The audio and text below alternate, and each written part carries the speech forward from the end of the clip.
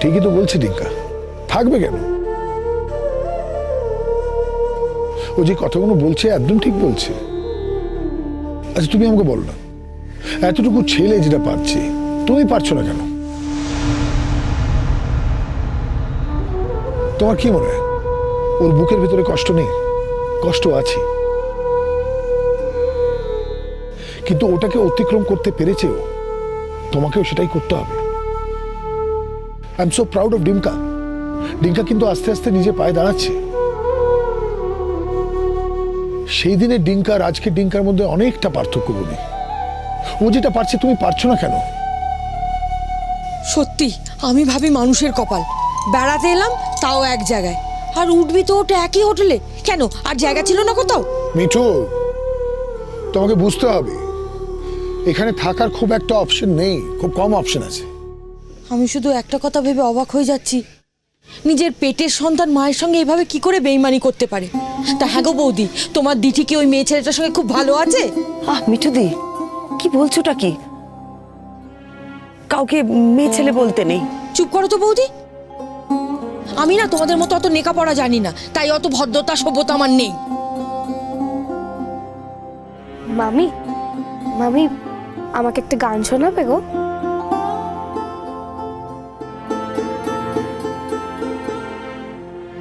মায়ের থেকে অনেক শুনেছি তুমি খুব ভালো গান গাও। শোনাও না বৌদি, আমার এই মেয়ের এদিক নেই ওদিক আছে, বুঝেছো? ওই যে বলে না গরিবের ঘোড়া রোগ, তাই উনি আবার ওনার স্কুলে গানের ক্লাসে ভর্তি হয়েছে। সেই ওদের স্কুলে যে ফাংশন হয় না, সেখানে গলা ফাটিয়ে তিনি গান করেন। আমার কাছে বলেছিল গানের স্কুলে ভর্তি হবে বলে। কোত্থেকে জোগাড় করবো আমি পয়সা বলো? আমার কি সে ক্ষমতা আছে? আর যখন থেকে শুনেছে না তুমি খুব ভালো গান করো, ও তো আমার কাছে বায়না ধরেছে, ওমা ওমা আমায় মামির কাছে নিয়ে চলো না, আমি মামির গান শুনবো। শোনাও না বৌদি একটা গান। 1 মিনিট মিঠুদি, মৌ ভালো গান করে আমি জানতাম না তো।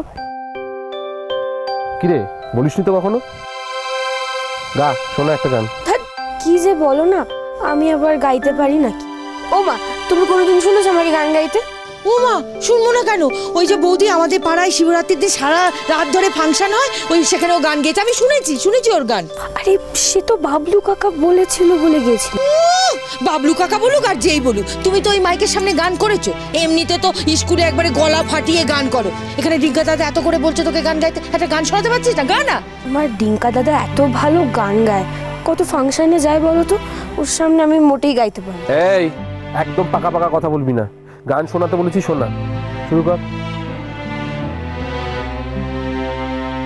আচ্ছা শোনা না, শোনা, তুই গানটা শুরু কর, তোর শেষে তো মামিও তোকে গান শোনাবে।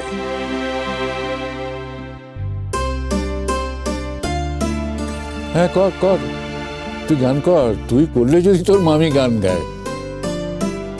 বাবা, আজ মৌয়ের গানই শুনুন না, তারপরে তো ডিঙ্কা আছে গান গাইবার জন্য।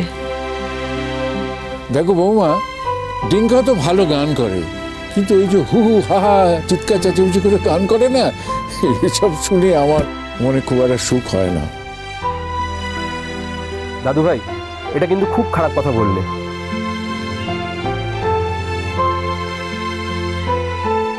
তুমিও হাসছো বিষমশাই। আচ্ছা এটা খুব ইনসাল্টিং। হ্যাঁ, বাড়ির লোকে যদি আমার গান শুনে এরকম হাসে, অডিয়েন্স কেন আসবে শুনতে?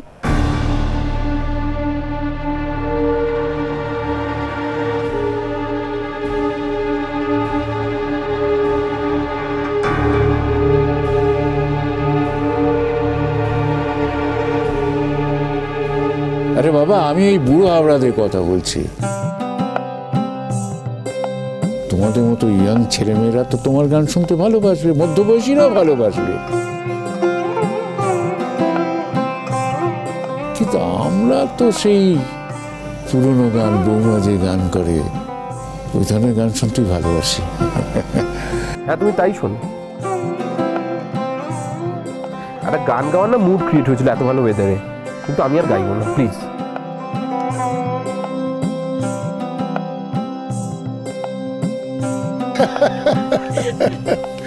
না না, আমি একটা কথা বলি, তুই ভালো করে গানটা ধরতো। হ্যাঁ, দুবেলা গানটা কর, তাহলে দেখবি বাবার ঠিক তোর গান পছন্দ হয়ে যাবে।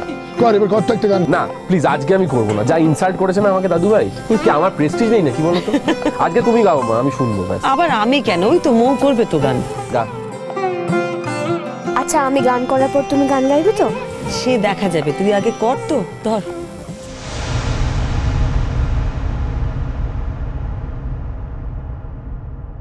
বাহ, সবাই মিলে কি সুন্দর একজোট হয়ে হাসাহাসি করছে দেখো।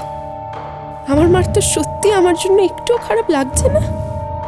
মৌকে পেয়ে মা আমাকে একদম ভুলেই গেছে।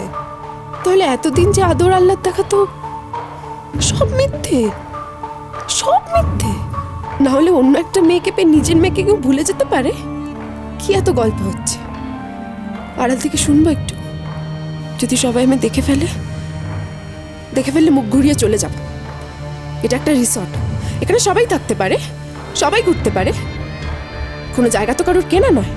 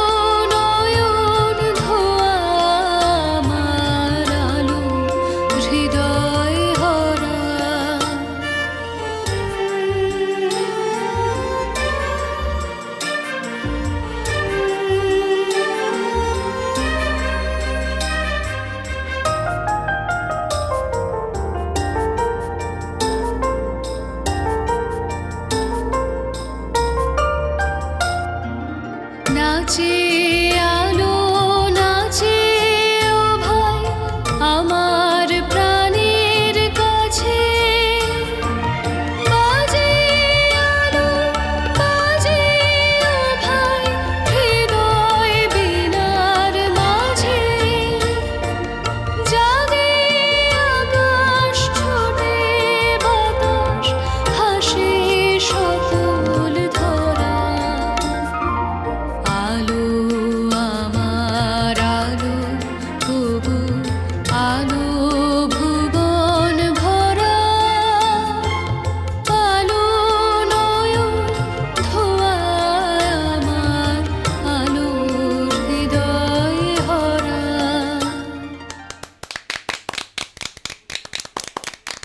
খুব ভালো, খুব ভালো, খুব ভালো। ভাবাই যায়নি। ভেরি গুড, এত ভালো ভেরি গান গুড, করবে। Very good. পছন্দ হয়েছে? হ্যাঁ, ভালো ভালো, খুব ভালো।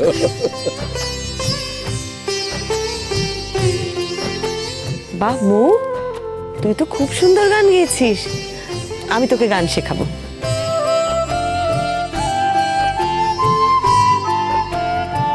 বাড়াবাড়ির শেষ নেই। মিঠুদির মেয়েকে গান শেখাতে যাচ্ছে এখন। মিঠুদির মেয়ে হয়েছে নয়নের মণি।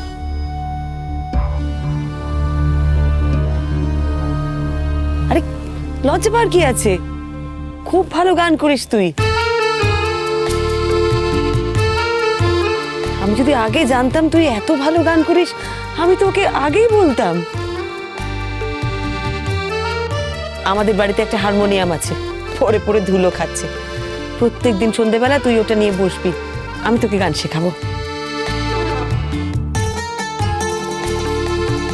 তুমি সত্যি আমাকে গান শেখাবে মামি?